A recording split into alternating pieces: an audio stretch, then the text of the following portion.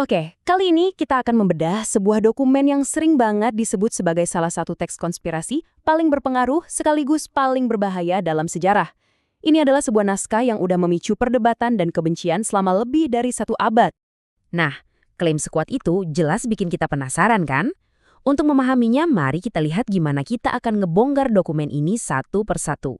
Kita akan mulai dari cerita asal-usulnya yang dramatis banget, lalu kita masuk ke jantung klaim konspirasinya. Setelah itu, kita akan bedah 2 strategi utamanya, yaitu menciptakan kekacauan dan merebut kendali. Sebelum akhirnya, kita ungkap apa tujuan akhir yang mengerikan menurut teks ini. Setiap narasi yang kuat kan butuh awal yang meyakinkan ya. Yuk kita selidiki gimana dokumen ini menceritakan kisahnya sendiri. Sebuah kisah yang seolah-olah dirancang untuk memberikan kesan kuno dan otentik. Jadi, menurut teks ini sendiri, perjalanannya dimulai jauh di tahun 1773. Katanya sih, ditemukan secara super dramatis di mayat yang tersambar petir, sampai akhirnya dipresentasikan di konferensi Zionis pertama. Lini masa ini sepertinya sengaja dibangun untuk menciptakan narasi tentang sebuah rahasia kuno yang akhirnya terungkap ke publik. Jadi, apa sih sebenarnya protokol ini menurut sumbernya? Teks ini menggambarkannya bukan sekedar tulisan biasa loh. Ini adalah cetak biru yang mengerikan. Sebuah manual langkah demi langkah untuk mencapai dominasi dunia oleh orang Yahudi. Setelah kita tahu definisinya yang ambisius banget, ayo kita gali lebih dalam. Apa klaim inti atau tesis utama yang jadi landasan dari seluruh dokumen ini? Intinya tuh gini, ada sebuah rencana rahasia yang bukan dibikin kemarin sore, tapi sudah berjalan selama berabad-abad. Teks ini ngeklaim bahwa umat pilihan punya agenda tersembunyi untuk menguasai dunia, dan mereka nggak akan berhenti sampai tujuan itu tercapai. Kutipan ini nunjukin banget gimana teks tersebut membingkai rencana ini. Ini bukan soal agresi, tapi soal takdir ilahi. Ini semacam pembenaran yang sangat kuat, yang ngeklaim bahwa tindakan mereka adalah kehendak Tuhan yang membawa mereka ke ambang penguasaan dunia. Nah, untuk membenarkan rencana ini, dokumen tersebut sengaja menciptakan jurang pemisah yang tajam. Orang non-Yahudi digambarkan sebagai naif, jujur, dan berpikir seperti hewan, sementara umat pilihan diklaim punya kecerdasan superior dan takdir untuk berkuasa. Perbandingan inilah yang jadi dasar moral untuk pengambil alihan yang mereka usulkan. Terus gimana? Rencana sebesar ini mau dieksekusi? Dokumen ini menguraikan strategi 2 pilar.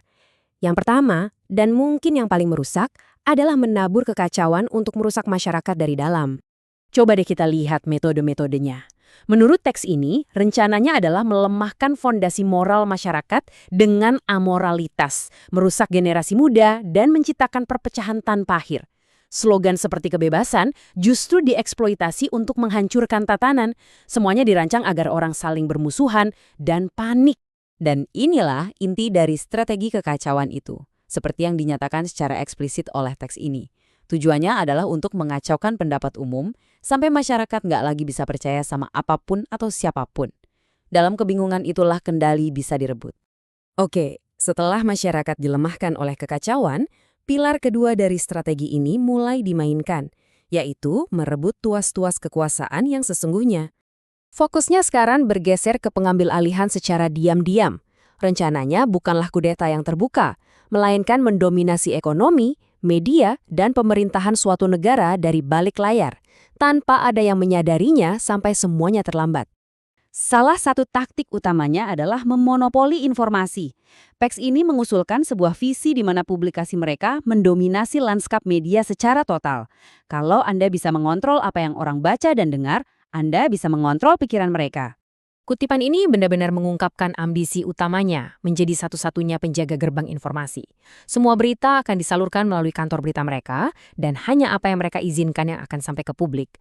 Ini adalah kontrol total atas realitas. Dan kendali ini meluas jauh melampaui media. Protokol ini menguraikan serangan dari berbagai sisi, menguasai keuangan dengan emas, menciptakan krisis ekonomi untuk merebut kekuasaan, menempatkan pemimpin boneka, dan bahkan menyusupi organisasi rahasia seperti Freemasonry untuk digunakan sebagai alat. Setiap pilar kedaulatan negara jadi target.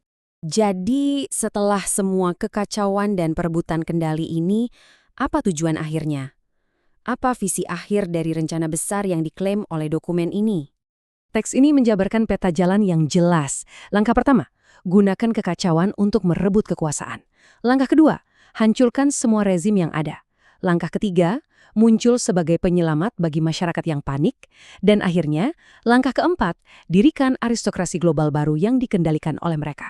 Dan inilah puncaknya. Tujuan akhir yang diklaim adalah tidak kurang dari satu rezim diktator tunggal yang menguasai seluruh dunia setelah semua pemerintahan dan agama lain dilenyapkan dari muka bumi. Ironisnya, sumber teks itu sendiri berakhir dengan sebuah panggilan untuk bertindak yang mendesak. Ia berargumen bahwa satu-satunya cara untuk menghentikan rencana jahat ini adalah dengan menyebarkannya seluas mungkin. Sebuah ide yang dalam prakteknya malah memastikan kelangsungan hidup dokumen itu sendiri. Ini membawa kita pada pertanyaan penutup yang lebih dalam. Terlepas dari kebenarannya dan sejarah telah membuktikannya sebagai hoaks, apa yang memberi sebuah teks, ide apapun, kekuatan untuk membentuk keyakinan, menggerakkan massa, dan mempengaruhi jalannya sejarah?